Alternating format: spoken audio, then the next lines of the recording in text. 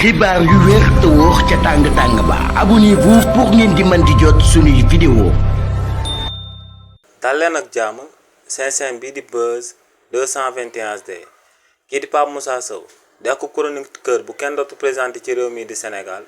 yëkkati na ay kàddu daal di koy jëmale si lu sabab parti bii di APR ñu war koo dissoudre mu daal di disparaître ba faw ci réewu Sénégal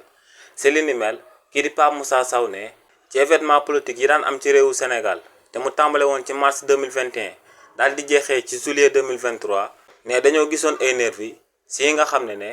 ci biir siège u parti politique boobee di APR ci wàllu boppam lañ doon débarqué te tamit ne foofee lañ basé wu woon donc ne kon parti bii di APR mun nañoo daal di wax que ne parti politique la bi nga xam ne day recruter nervi te ne nervi yooyee ñoom ñoo doon boom sénégalais yi ci événement politique yi daan am ci réewu Sénégal waaye tamit ne ginnaaw loolee falsification de chiffre budgétaire bi nga xam ne rapportu Cour des comptes ñoom ñoo ko daal di fësal ci réewu Sénégal ne ñu ëpp ñu daal di amal ñaawteef boobee daal di jël alal bi nga xam ne Sénégalais yëpp ñoom ñoo ko daal di bokk ne ci biir parti bii di APR lañ daal di bokk donc ne tamit parti boobee di APR du parti bi nga xam ne day forcer ay nit ngir ñu daal di nekk ñu war a daal di gérer ay deniers publics waaye tamit ne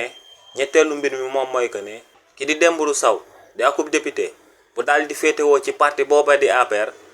biir assemblée nationale la daal di taxaw Sénégal yëpp di ko dégg muy bodde wante xeet di wax pël yi nañ génnee jaas yi daal di jàmmaarloo képp ko bëggoon a opposé au candidature président Macky Sall donc ne aku parti politique bu mënee recruter ay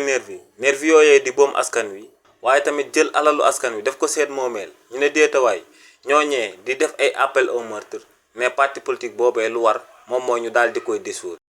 xibaar yu wér te wóor ca tàng ba abonnez-vous pour ngeen di mën di jot suñuy vidéo.